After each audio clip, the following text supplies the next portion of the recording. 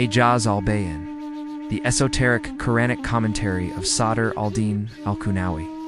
Assalamu alaikum. Welcome to Sufi Essence with Hammad Syed. In the vast and profound ocean of Islamic metaphysics, the intellectual and spiritual legacy of Sheikh Sadr al-Din al-Qunawi d. 1274 CE stands as a monumental bridge between the philosophical depth of his master, Ibn Arabi, and the living spiritual tradition of Sufism. Al-Qunawi was not merely a student of Ibn Arabi. He was his intellectual heir and stepson, the primary systematizer and transmitter of his complex and often misunderstood doctrines, particularly the concept of Wahdat al-Wujud, the unity of being. His writings are a testament to his unique ability to articulate the most sublime and intricate spiritual realities with a precision and clarity that has few parallels. Among his many masterpieces, the book Al-Bayan fi Tafsir Umm, al-Qur'an. The miraculous eloquence in the commentary on the mother of the Qur'an is arguably his most significant contribution to esoteric Islamic thought.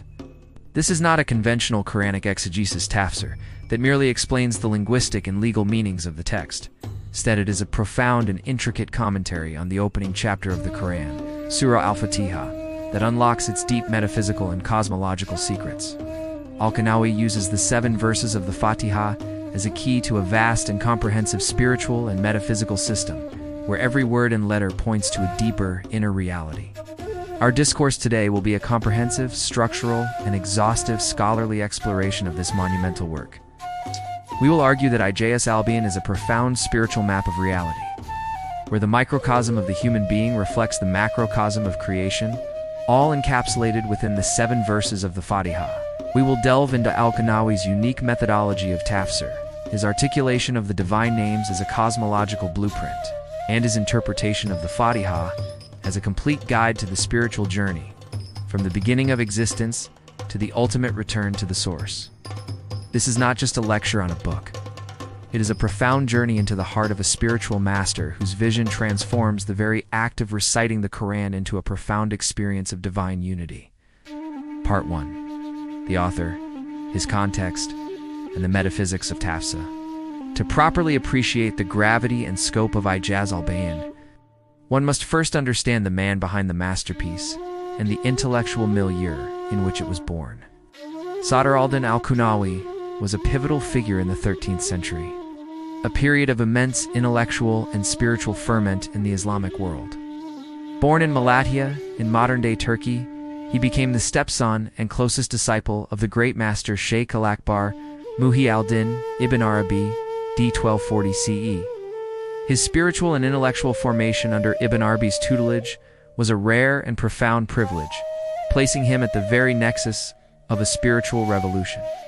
Al-Qunawi's role was crucial, as he became the primary expositor of Ibn Arabi's complex and often elliptical writings, making them accessible to subsequent generations of Sufi thinkers. His method was to systematize the teachings of Ibn Arabi, providing the logical and philosophical coherence that was sometimes veiled in the master's ecstatic prose. Al-Bayan is a prime example of this methodology. It is not a traditional commentary but a work of tafsir al-Ash'ari, elusive or symbolic commentary, where the literal meaning of the text is understood as a pointer to a deeper inner reality. For Al-Qunawi, the Quran is not just a book of legal and historical pronouncements. It is a living, breathing cosmos of divine knowledge, a microcosm that reflects the macrocosm of existence. The verses of the Quran are not merely human language, but are divine expressions that contain all the secrets of creation. To read the Quran is therefore to embark on a journey into the heart of divine reality. The key metaphysical concepts that underpin Al-Qunawi's tafsir are the very same that he inherited and systematized from Ibn Arabi. Wahdat al-Wujud, the unity of being. This is the central doctrine that animates the entire work. It is the belief that there is no ultimate reality except for all. All of creation is a manifestation of this single divine reality. For Al-Qunawi, the Quran is the verbal expression of this unity, and the Fatiha, as the mother of the Quran, is its concise and perfect summary. Al-Haq and Al-Khalq, the real and the created. Al-Qunawi's tafsir is a continuous exploration of the relationship between the real Allah and the created world. He argues that the created world is not separate from Allah, but is the outward manifestation of the divine names and attributes.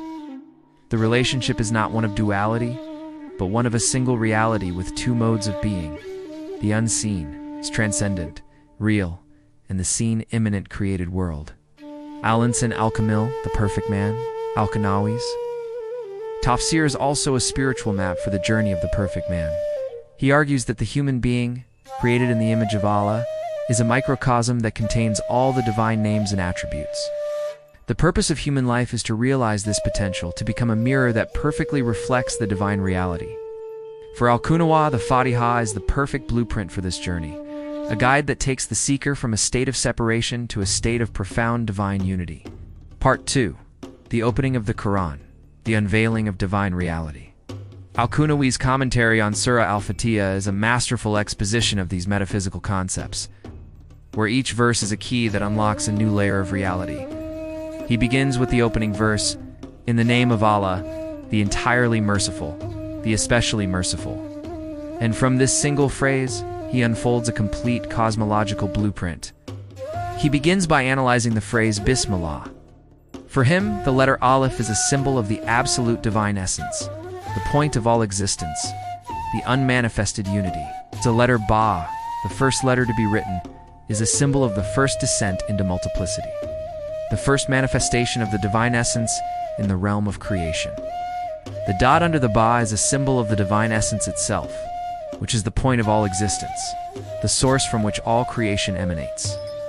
The phrase Bismillah, therefore, is not just a formula for beginning an action.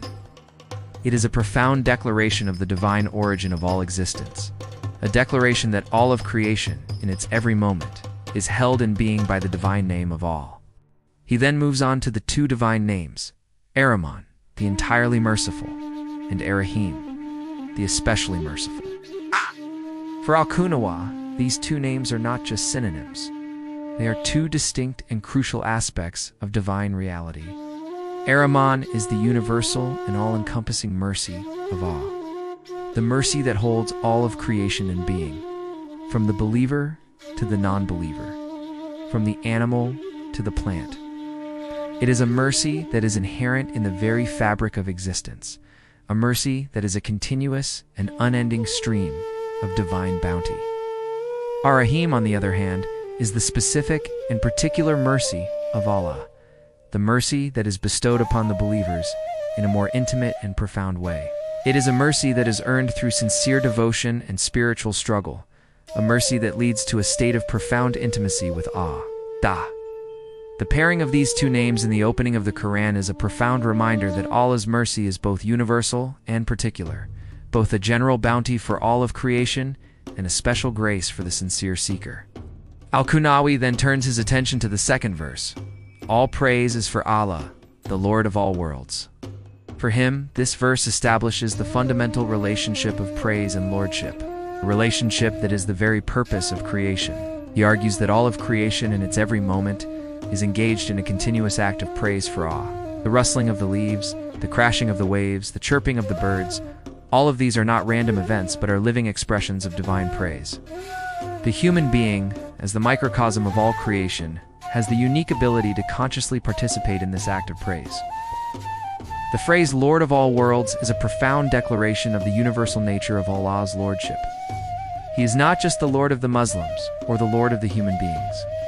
He is the Lord of all existence, from the highest heavens to the deepest depths of the earth. Part 3.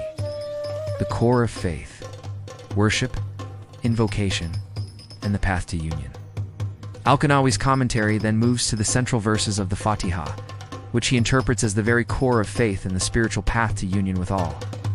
He re-examines the names Ar-Rahman and Ar-Rahim in the third verse, but this time, he focuses on their manifestation in the spiritual journey of the seeker.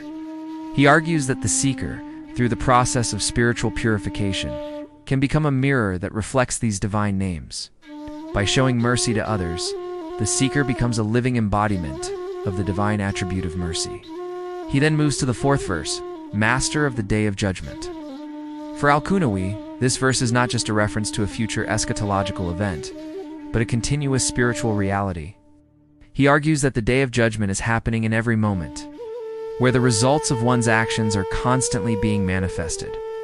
A person who does good deeds receives a good spiritual state in this life, and a person who does evil receives a bad spiritual state. The spiritual life is, therefore, a continuous act of accounting for one's actions, a continuous preparation for the ultimate accounting. This is a profound and transformative interpretation that turns the concept of judgment from a future event into a present spiritual reality, a reality that demands a continuous state of spiritual vigilance. The fifth verse, "It is you we worship, and you we ask for help," is, for al-Qunawi, the very heart of the spiritual path. This is the declaration of absolute dependence on awe, the very essence of Tawhid. The word "you" is in the singular, a profound declaration of the absolute oneness of awe. The phrase "we worship" is in the plural, a profound reminder that the spiritual journey is not a solitary one, but a collective one, a journey that is undertaken in the company of other believers. The phrase "in you we ask for help" is a profound declaration of our absolute helplessness in the face of the divine. We can only achieve spiritual success with the help of all.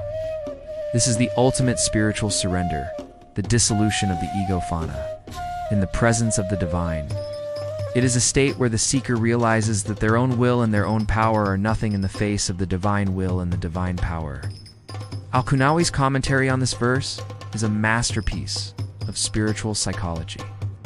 He explains that the ego nafs is the greatest obstacle on the spiritual path.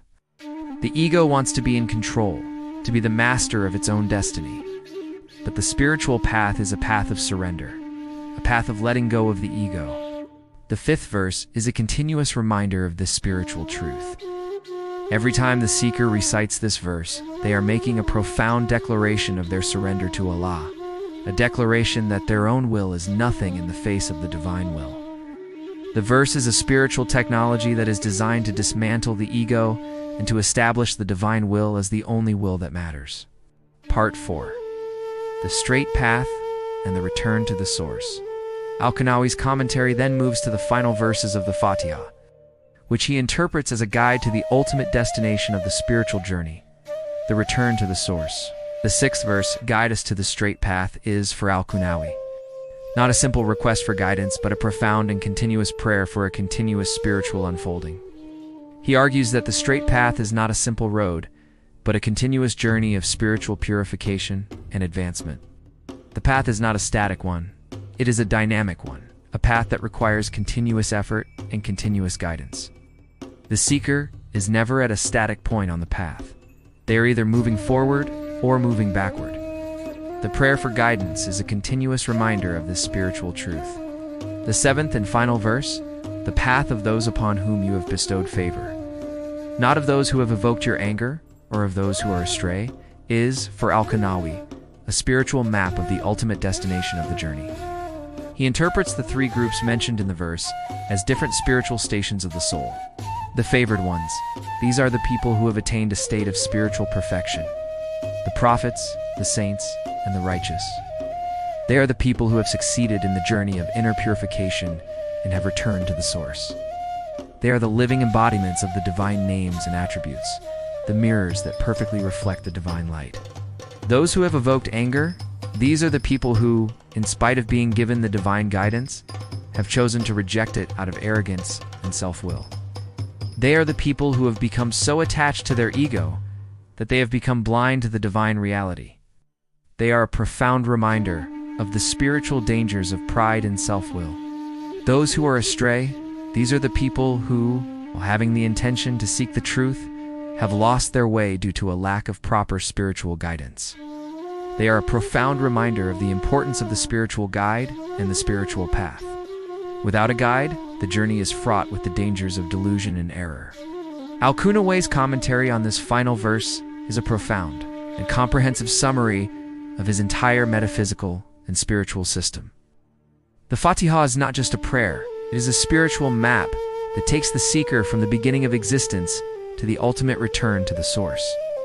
It is a map that teaches the seeker about the nature of divine reality, the nature of the human being, and the path that leads to a profound and intimate union with all. In conclusion, Al-Bayan is a masterpiece of esoteric Islamic thought, a profound and comprehensive commentary on the opening chapter of the Quran that unlocks its deep metaphysical and cosmological secrets. Al-Qunawi, as the intellectual heir of Ibn Arabi, uses the Fatiha as a key to a vast and comprehensive spiritual and metaphysical system where every word and letter points to a deeper, inner reality. The book is a profound spiritual map of reality, where the microcosm of the human being reflects the macrocosm of creation, all encapsulated within the 7 verses of the Fatiha. It is a spiritual manual that transforms the reading of the Quran into a journey of inner discovery and metaphysical realization, all guided by the profound spiritual vision of Sadr al-Qur'ani. His legacy is a testament to the fact that the Quran is not just a book of legal and historical pronouncements, but a living, breathing cosmos of divine knowledge, a microcosm that reflects the macrocosm of existence. Thank you for joining us on this intellectual and spiritual journey. Please subscribe to our channel to continue our exploration of the rich and profound essence of Sufism.